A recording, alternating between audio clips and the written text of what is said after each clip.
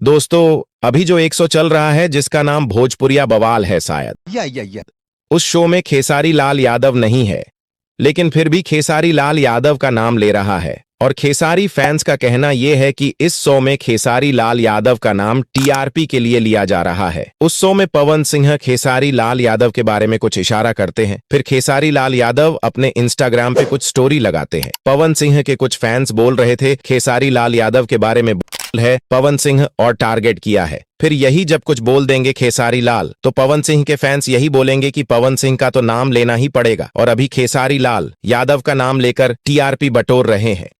बात तो सही है। जहां खेसारी लाल नहीं है वहां उनका नाम भी मत लो। अगर नाम लेते हो तो रिप्लाई के लिए भी तैयार रहना। छुतिया समझा मेरे को। दोस्तों, जब खेसारी लाल यादव किसी का चुनाव प्रचार करने जाते थे तब कुछ लोग बोलते थे कि खेसारी लाल के वजह से ही हार जाएगा। कुछ विरोधी लोग तो ये भी बोले कि जिसका भी प्रचार किए खेसारी लाल यादव तो वह हार गया। कौन कह रहा माखी? फिर कुछ लोग बोल रहे थे कि पवन सिंह जिसका भी प्रचार करते हैं वो जीत जाते हैं। अच्छा, तो हम ये पूछना चाहते हैं कि पवन सिंह ने तो बांकीपुर में भी प्रचार किया था, क्या बांकीपुर सीट जीत गया? आइए देखते हैं कैसा समाचार है वहां का। बुरा समाचार बा, बुरा समाचार बा।